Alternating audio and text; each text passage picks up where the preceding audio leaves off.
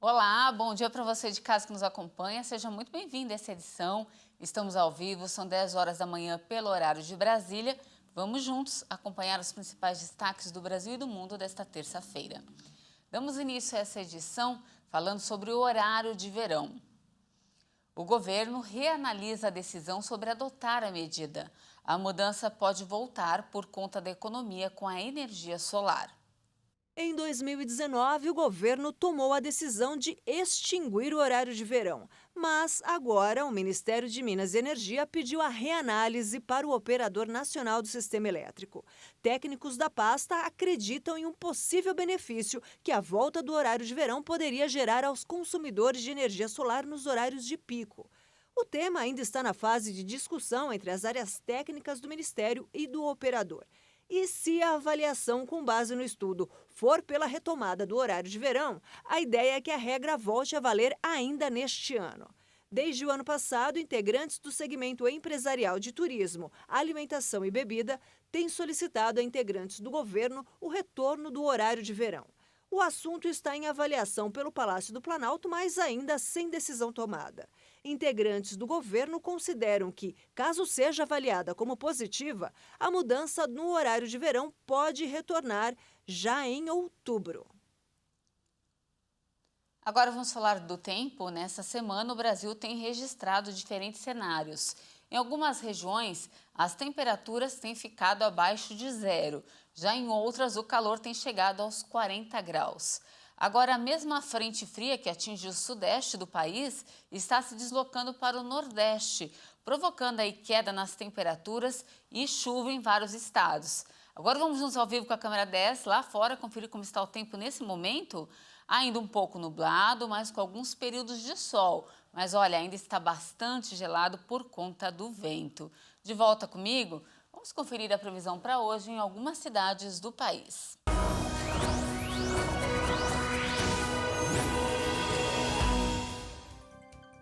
De olho aqui no nosso telão, a gente começa falando de Teixeira de Freitas, que hoje deve enfrentar instabilidades. O sol pode aparecer entre muitas nuvens. Por conta dos períodos nublados, tem possibilidade de chuva moderada a qualquer hora do dia. A máxima prevista para a cidade é de apenas 24 graus. Já em Campo Grande, o dia deve ficar mais fresquinho hoje. A máxima prevista para a cidade é de 25 graus, mas a partir de amanhã a temperatura deve aumentar bastante e a cidade pode aí chegar a registrar temperaturas acima dos 35 graus. Que diferença, hein? Para finalizar, a gente volta a falar aqui de São Paulo. O tempo vai continuar bem fechado e tem previsão de chuvas isoladas em alguns pontos da cidade. A máxima prevista para a capital paulista hoje é de apenas 16 graus. Agora falamos de educação.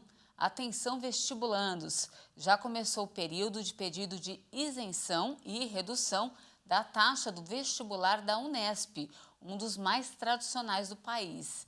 Os interessados devem se cadastrar e pedir os benefícios no site da Fundação VUNESP, órgão responsável pela aplicação da prova, até o dia 4 de setembro. O preço integral da inscrição do vestibular é de R$ 192. O resultado será divulgado no dia 26 de setembro e a primeira fase da prova está marcada para 15 de novembro. E também falamos de oportunidade para quem procura se inserir aí no mercado de trabalho. Pelo menos 135 concursos públicos no país estão com inscrições abertas e reúnem cerca de 34 mil vagas em cargos de todos os níveis de escolaridade. O maior concurso é do Instituto Brasileiro de Geografia e Estatística, o IBGE. São mais de 6 mil vagas temporárias para o Censo Demográfico 2022. Já no Tribunal de Justiça de Pernambuco, a remuneração chega a R$ 30 mil. São cerca de 30 vagas para o cargo de juiz substituto. Basta acessar as páginas de inscrição do concurso escolhido na internet. O avanço das tecnologias e a utilização cada vez mais desenfreada das redes sociais podem afetar os jovens, mas um hábito bem antigo ainda permanece em alta entre eles: a leitura. O discurso sobre adolescentes e jovens não terem mais o gosto pela leitura cai por água abaixo a cada novo estudo sobre a relação entre esse público e a literatura. A comprovação disso é que os livros para quem tem entre 14 e 25 anos dominam as listas de best-sellers de obras de ficção no Brasil. Para as editoras, a renovação do público leitor cria esperanças de que eles continuem comprando os livros também na maturidade. No primeiro semestre deste ano, entre os 20 títulos de ficção mais populares, 13 eram livros para adolescentes ou jovens adultos. O sucesso desse nicho de mercado colocou em evidência autores que têm se mostrado muito produtivos, lançando livros com grande frequência, algumas vezes até como resultado dos pedidos dos leitores que, nas redes sociais, os incentivam a escrever mais.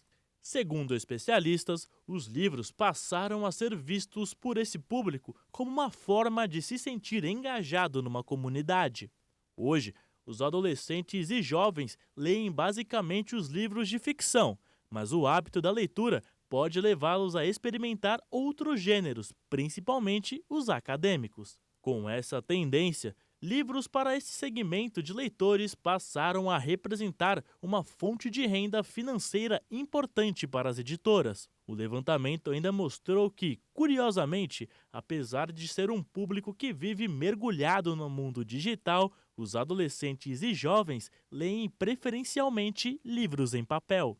Para atender esse público exigente e que acompanha os lançamentos, as editoras passaram a publicar romances com uma frequência maior, além de livros de aventuras e fantasia.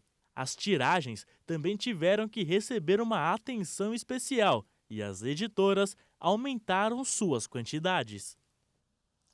Ler um bom livro sempre faz parte da cultura, né, gente? Olha, já estamos chegando ao fim dessa edição, mas antes, nós chamamos a atenção para um triste episódio que aconteceu em Minas Gerais. Um desafio que circula pela internet, chamado Desafio do Desodorante, foi o motivo da morte de uma criança de 10 anos. João Vitor Santos foi encontrado pelo SAMU de Belo Horizonte, já sem vida, depois de ter uma parada cardiorrespiratória. Se você não ouviu falar, atenção! É uma competição para ver quem consegue inalar a maior quantidade e por mais tempo o aerosol presente nos desodorantes. O desafio já viralizou aí nas redes sociais e pede todo cuidado, especialmente entre as crianças. Isso porque de brincadeira, gente, não tem nada. É preciso toda atenção com nossas crianças, principalmente nos dias de hoje, em que a internet ao mesmo tempo se tornou tão necessária, mas é muito difícil aí ficar de olho no conteúdo. Não temos mais tempo, essa edição fica por aqui, mas eu volto às 11 da manhã falando sobre o cartão de crédito que para alguns é um aliado e para outros um vilão. Ah, e tem ainda Eu Aqui Te Esperando. É daqui a pouquinho, você não pode perder. E claro, eu espero você. Até mais.